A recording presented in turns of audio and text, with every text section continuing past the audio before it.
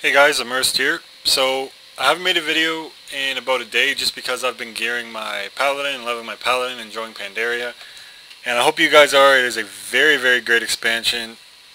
Probably my favorite one so far. I have not run in any game, in any expansion, in anything really. There's always that one quest you just want to avoid at all costs, but you have to do it.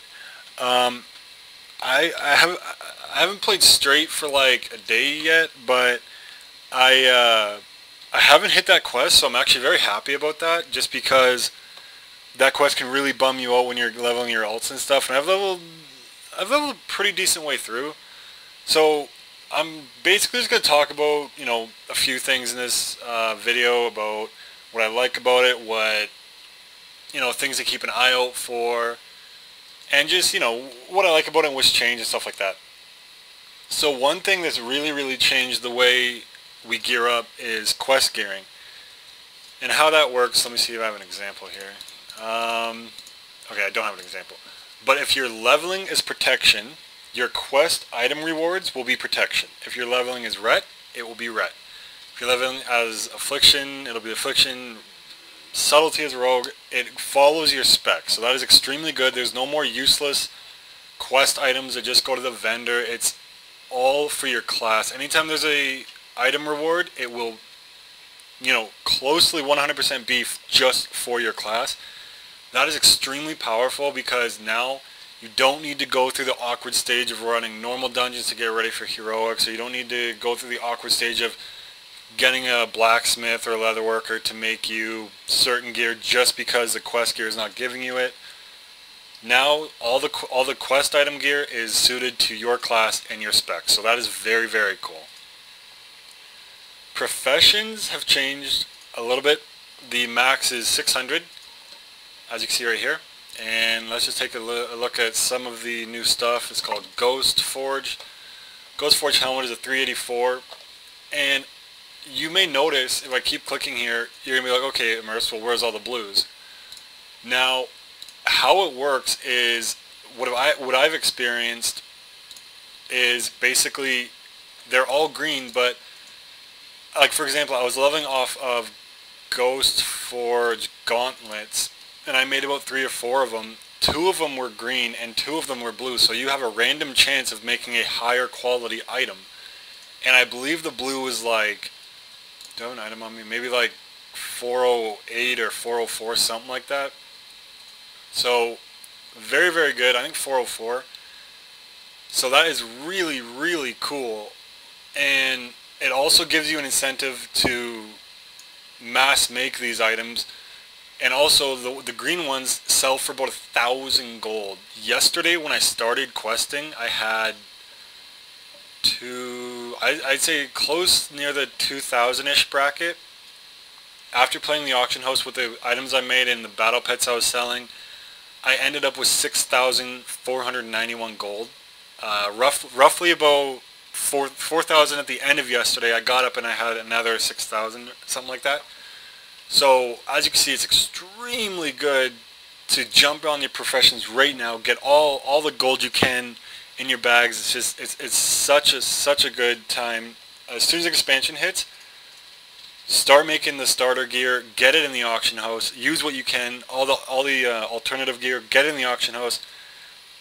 Basically, I undercut every item as much as I can, but I don't, if Gauntless is 1,000 gold, I'm not going to put it for 100 gold, I'm going to put it for like 900 gold. And almost instantaneously, as soon as I posted those blues, they were sold like within 2 minutes of them being up there. So that is very awesome. Now, archaeology has a little change to them, and what that is now you have a chance to be teleported from dig site to dig site. And there's also in the Pandaria archaeology circuit, there's also something called an ancient haunt. Don't avoid these if you're a healer, or just absolutely kill them, because when these things spawn, you will actually get an extra fragment. So that is very cool. As you can see, I'm not quite there yet. But yeah, kill them anytime they spawn, kill them, because you're going to get an extra fragment of whatever you're looking for at that time. So that is very cool. So as I said, I want to elaborate a little bit more on the auction host. Now that the pet battles is in the game now, another good way to make gold, if you guys really like the pet battles and all you really want to do is just pet battle, pet battle, pet battle, but you see your gold is dropping and it's dropping. Two things you can do. Two separate things, you can combine them. Let's start separately. One, you can go out there, catch rare pets, sell them. Or two, you can level pets and sell them. Or just basically catch rare pets, level the rare pets, and sell them for even more gold. So now it really gives an alternative way to bring in gold if you don't like professions, if you don't like running dungeons, if you basically want to battle pet all day long, you can now do that and actually bring quite a lot of gold. Because for raiders out there that like the battle pets but don't have time for it, or people that work that don't have time for it, they will want the high level pets but they will not be able to put the time in for it, and you can basically level them, auction them, and get a lot of gold for it. So that is very good. And you can only have 3 of each pet. So as you can see, I have 3 albino snakes, a lion's balloon, you cannot battle them. Just because one scratch from any animal with a claw would probably one-shot the balloon. But it's probably a good thing you can't battle those. And if I have an example here. Alright, so right here. Put in cage. You click that. You put in this case, a black king snake in the cage. It is level 1. It probably won't sell for that much. If this was level 25, it would sell for a lot. I can guarantee that.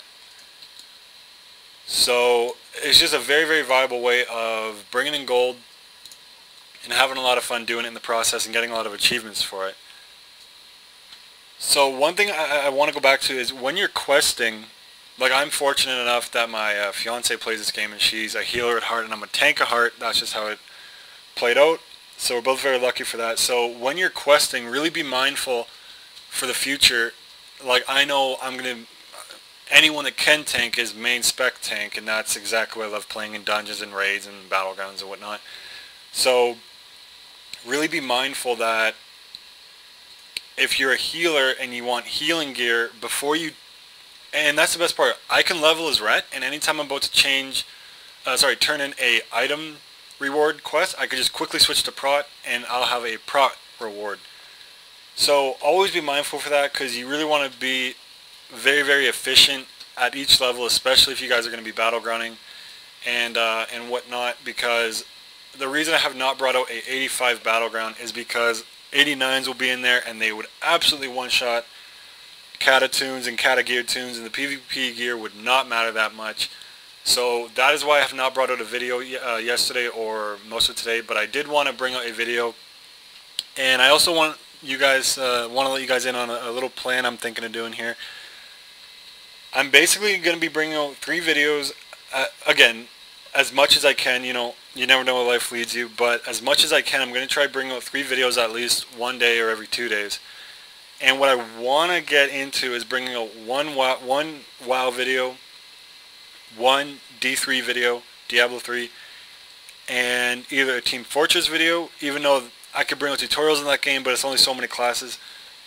And if I don't bring out a Team Fortress 2 video, I could bring out an additional D3 or WoW video. And again, that's my minimum goal. Obviously, I'm going to try and aim higher.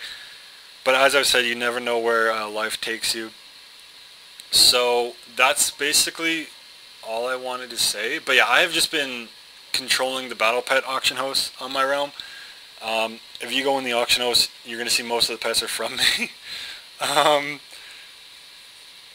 I don't want to say that's really taking advantage of the auction house. It's just being smart about it.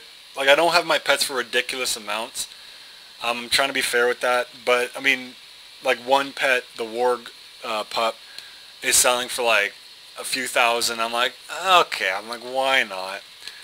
But, yeah, that's all I really wanted to touch on. Like I said, I love bringing up videos, and, sometimes it's good to say what's changed and kind of give you guys a heads up when you are leveling your tunes in Mists of Pandaria.